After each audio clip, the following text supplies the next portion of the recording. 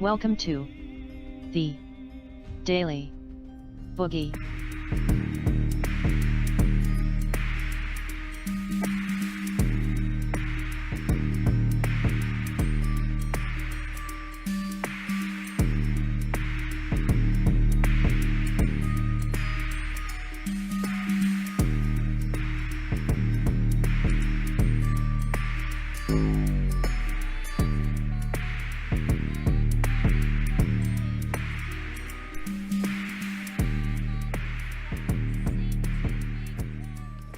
For black people, Black Panther is a crucial viewing experience. That's right, we just transition like that here.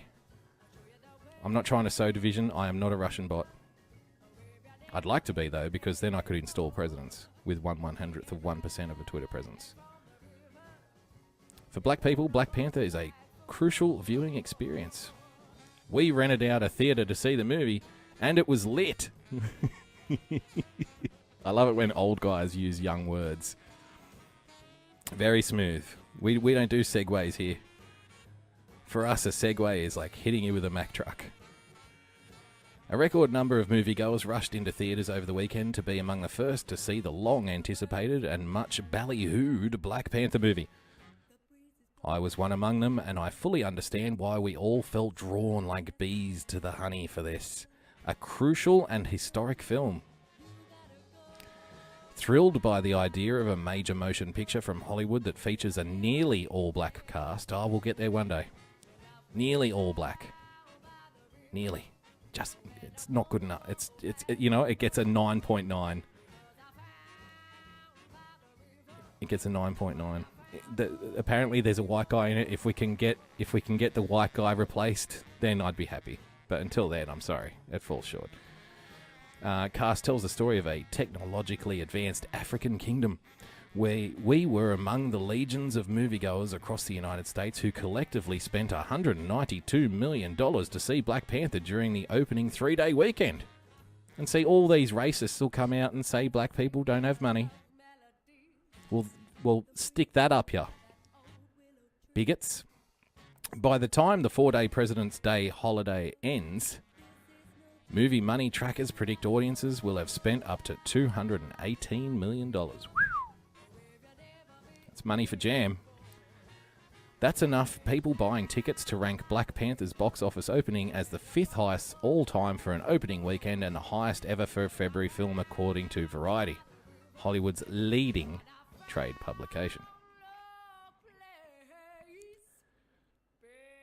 True to its comic book origins, yes, I don't want any spoilers. I want to know why it's a crucial viewing experience for black people. Just for black people.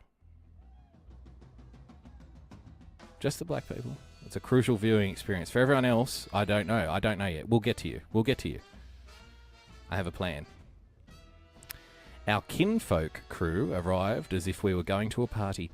Several of the women wrapped their hair in brightly coloured kente cloth or donned dresses in African textiles. Some of the men also wore dashikis. One exceptionally outgoing fellow outfitted himself as Prince Hakeem. Yes, one of my favourites, Prince Hakeem. Oh, we'll get to him too. It was a celebration of all things African American and African.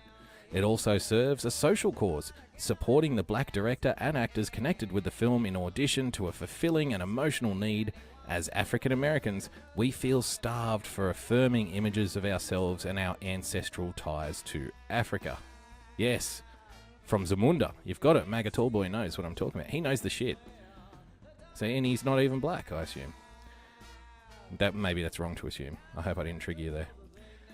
At one moment, Mariam, who is Nigerian, whispered to me, "They're speaking the language of my grandparents." She said. I later whispered, "Michael B. Jordan sounds so Oakland." We got to share in the glee of representations of ourselves, which is exactly what I wanted. Oh, good on him. Good luck to him. Black Panther portrays a vision of a world that is truly inclusive, except for the white people, of the value of people of colour, especially black women, It is not an overstatement to say the true stars of the movie are the strong, capable, and smart women featured, equal in every respect to the male hero and his antagonist. The movie repeatedly emphasizes King T'Challa's reliance on fierce warrior women, as well as the counsel of his mother Ramonda, his sister Shuri, and his love interest Nakia. One thing I know for sure, the black women in this film were everything, Henderson told me. But there was more to the movie's opening weekend than just the images on the screen. In the build-up to the movie's opening, I heard friends and strangers say they wanted to see the movie at the first possible opportunity, believing it would send a message of overlooked support for the black director and actors connected with Black Panther. What's more, he wanted to demonstrate to Hollywood moguls that they can get a healthy return on their investment if they produce movies with affirming stories of black people. Bravo. I have no problem. Couldn't care less. Happy days. Good luck to you. But what's really worrying me is if for black people it's a crucial viewing experience, then where does that leave the white people? What is it for me? I haven't been told what opinion to have yet, so I started looking around for an opinion to have, because I don't, if it's a crucial viewing experience for black people, then what are the white people to do? How should we see this movie? What mindset should we be in? Quartzy. White people won't see themselves in Black Panther. That's why they should watch it.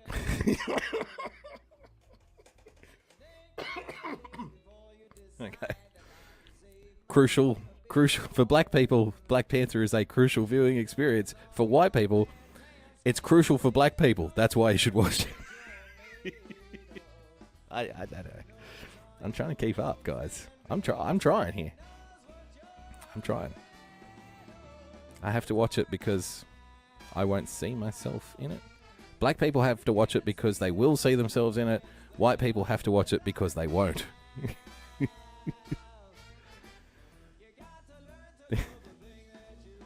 To many, Black Panther is more than a movie. It's a cultural phenomenon, a necessary and joyous tribute to being black, not just in America, but in the global African diaspora. Celebrities are buying out theaters in undeserved neighborhoods so black children can see their faces on their own screen. Nigerians, Kenyans, and Ghanaians sporting traditional garb to see the movie. Many non-black people are also eager to share in this worldwide celebration, but it's easy to feel nervous about how to engage in and respectfully support the identity-focused wave of elation. Thank you. This guy read my mind. Because I was like, you know what? I don't go to the movies very often. Maybe I should see this Black Panther movie so I can, quote, share in the worldwide celebration. I love sharing in celebrations. I love it. I bring Pepsi. I'm always happy. I clean up after the party. After the party's over, I will clean up. I'll help clean up. I provide pretty good conversation at a party, so I'd like to go to a party too. Am I invited to this party? Yes, but there's conditions. And I needed to know it's like a dress code. It's a race code. It's a dress code for racist. The answer is clearly not to mute that excitement. Oh, phew, thank God. Because I don't know if I can contain myself. But know this.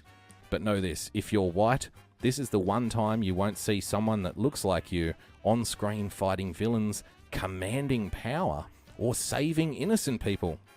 And that's precisely why you should go see this film. Okay. That's all right. I guess so it's like a cartoon then. It's like a cartoon. So when I went and saw Toy Story and there was no one on the screen that looked like me saving people or commanding power or fighting villains, I can adjust. I'll just go in there. I'll think Toy Story. Buzz Lightyear. Yeah, should be easy enough. White people are very used to seeing themselves on screen. A study from the University of Southern California examined 800 movies that came out between 2007 and 2015 and found that 32,205 characters, just a quarter, were non-white. Okay. The lack of representation is even more stark behind the camera. Just 5.5% of the directors were black, for example. I look like Mr. Potato Head, says Harper. Yes, I probably do. It's close enough. It's close enough. I don't want to be Woody. He's such a stick in the mud. Woody doesn't even know how to have fun. Black Panther was an almost entirely black cast and a black director. There's a gift for black girls and boys everywhere who aren't used to seeing themselves on screen. It's a gift for non-black people too. Fictional storytelling offers a unique opportunity for empathy, says Jennifer Barnes, a professor of psychology at the University of Oklahoma. Quote, "Fiction offers front row access to other people's minds," she explains. "It lets us see how emotions and relationships and other people's beliefs are playing out in these complicated social situations." I would just tack on a little rider to that. Complicated social situations that are fictional. But let's not let that get in the way. So yeah. So there's your advice. White people, go out, see Black Panther. Just understand you're not going to see yourself on the big screen. I know it's a letdown. Not many of us can say that. Anybody who hasn't slept with Harvey Weinstein can say that. Anybody who hasn't been raped by Harvey Weinstein can say, I'm not going to see myself on screen today. You'd be right. As for the rest of us, apparently, you aren't going to see anybody that looks like you, going in, saving people, doing heroic things, commanding power. So you should be well mentally prepared for that. And, just enjoy the show, right? There was also a story that came out today. I don't know if you saw it. Some people were making a big thing of it. Apparently some writer from some left-wing publication said, we should bark when we want white people. Because apparently there's a scene in the movie where some white guy, like the random white dude, tries to talk. And everyone starts barking at him to shut up. And I was like, so we should do this now when we want white people to stay quiet. You will talk when it's your turn to talk, then you can talk. But until then, just bark at them. And then I was watching CNN later today, and amazingly, I was like, this trend has already taken, yes, bark. Should I bring up the article? Just for anyone, I just assumed everybody's seen it by now. Let me find it for you.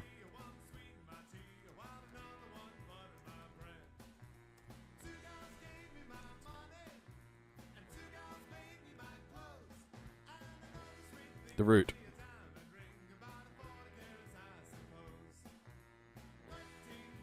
Okay, let's throw it up there for you.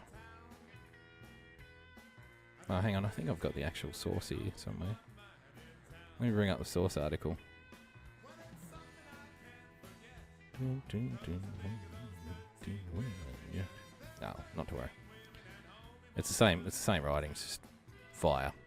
Black Panther's Wakanda is a near-utopic vision of how a country should look, perhaps the best depiction of Afrofuturism ever captured on film. Afrofuturism. They were thriving and ideologically diverse cities surrounded by expansive and bucolic countrysides. There was a modern technology perfectly weaved into cultural tradition, a melding that was symbiotic instead of antagonistic. And while I didn't see it happening during the movie, I'm sure Wakanda has amazing bottomless brunches. One thing we can definitely start doing is what M'Baku and his Q-Dog Jabari tribe did when encountering a problematic white dude who was speaking when there was no ask or need or purpose for the thoughts and opinions of problematic white dudes. Bark. Not a purposeless bark. This isn't a Shih Tzu barking through the window at a squirrel. Instead, this would be an intentional bark, a targeted bark, an overpowering bark, a drowning bark, a Wakandan bark. A bark meant to communicate. Who told you that you can speak? When is it time for your words? We will let you know. And maybe that time will never come. We'll see. Now, just shut up and stand there. Maybe get on your phone and Google how not to be a colonizer. Whatever you do, I want to hear you not speaking. Just bark at them. And I thought that was fantastic. But then, like I said, I was reading, I was watching CNN later on, and someone's already doing it. The barking tradition, the barking The barking technique has already caught on, ladies and gentlemen, boys and girls. You'll be pleased to know. I couldn't believe it when I see it. I saw it on reliable sources, so it must be true. Actually captured the footage. So here you go. White people, it's time for you to shut up. And let's all bark at the white guy who has no purpose speaking, out of turn.